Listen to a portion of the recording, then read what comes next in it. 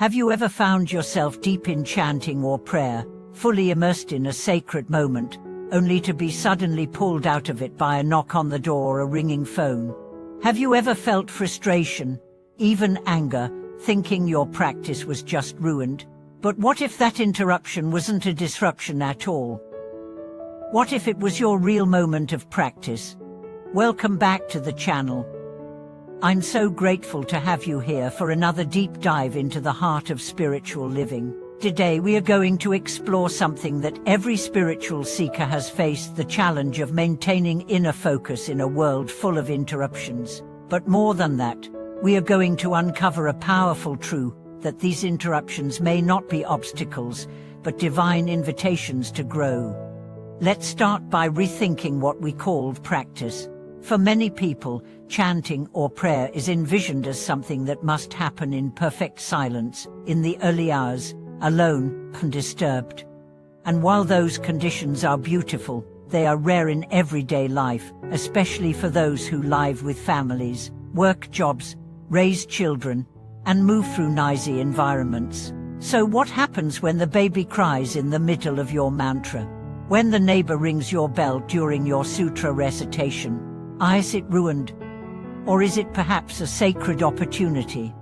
In the Shurangamamantra Sutra, the Buddha says, "The true cultivation of the way is the unmoving heart amid movement." That line reveals something profound.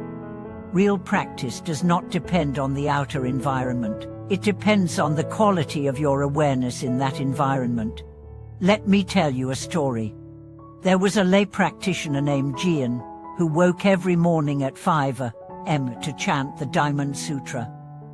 He had a dedicated altar, incense, everything in order. One morning, as he reached the most meditative part of the chant, his elderly mother called out in pain from her room. For a moment, he hesitated. Should he finish the chant? Should he ignore the call just this once? But something in him remembered a deeper dharma. He set down the book and went to her. Later, he returned and completed the chant. That evening, during reflection, he realized something astonishing. That moment of service to his mother was not separate from his chanting. It was the chant. It was his real dharma in action. From then on, his practice became more alive, not only when kneeling before the altar, but in every step, every breath, every response to life. This brings us to one of the most misunderstood aspects of spiritual discipline, the idea that it must be rigid, fixed, untouchable. But life is fluid, and if your practice can't move with life, it isn't truly integrated. Let's go even deeper. In modern society, most of us are not monks in a monastery. We are in homes, offices, cities. Our environments are loud, unpredictable, alive. And yet, the ancient teachings tell us, enlightenment is not only in the silence of the forest, it is in the noise of the kitchen. It is in the chaos of the school run. It is in the unexpected knock during your evening meditation. You see, when you're interrupted during chanting, your first thought might be annoyance. Why now? Why me? But pause. Look within. Ask what is actually rising in this moment. Frustration, attachment, ego. These are your real teachers. These are your hidden lessons. Because chanting is not about controlling the world. It's about learning to remain centered, regardless of what the world does. Let's consider the nature of interruption. An interruption is not inherently bad. It's simply an invitation to choose again, to breathe, to re-anchor in presence, to remember that your practice is not a performance, it's a relationship with yourself, with the world, with the sacred. There was another practitioner, who recited the Great Compassion Mantra daily. One afternoon, she was halfway through when her child burst into the room crying. She sighed inwardly, but then noticed her own breath.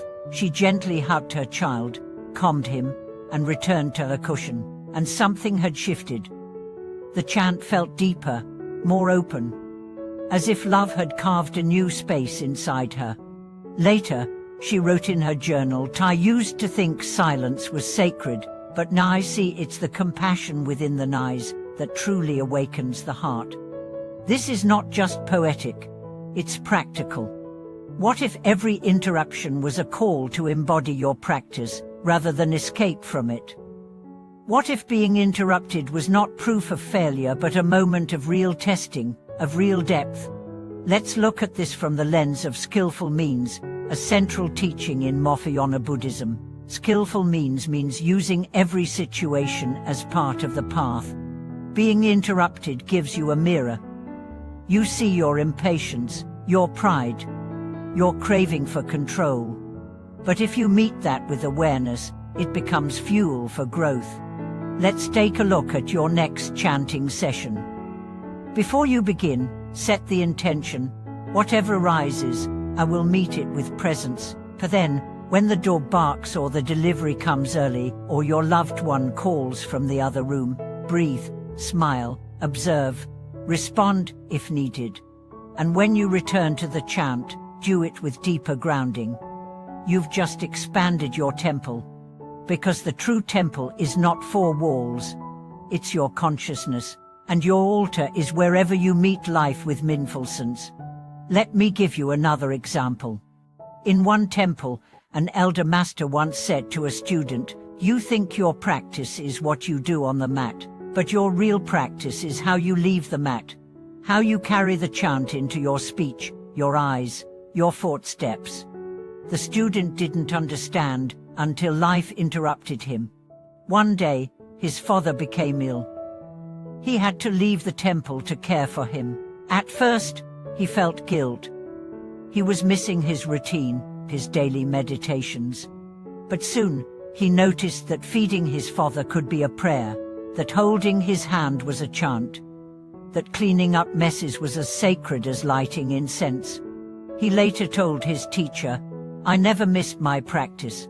I just found it in new places." And that's the ultimate revelation. You can chant in traffic, you can meditate in a grocery line, you can bow inwardly while cooking dinner. Every interruption is a test, but also a doorway. To resist interruptions is to resist life. But to embrace them is to transcend the boundary between practice time and life time. Because they are not two, they are one. So next time you're deep in your chant, and life knocks open the door, smile. Love what comes, then return. Your practice will be richer, your chant will be truer, and you will find that the deepest silence is not the absence of sound. It is the presence of peace within the sound. Thank you for watching this video. I invite you to share in the comments how have interruptions transformed your practice. Have you found unexpected moments of peace in chaos? Let's grow together in this shared journey. And if this message resonated, please like, subscribe, and hit the bell for more insights on living the Dharma in real life. More wisdom is coming. Stay open, stay grounded, stay kind.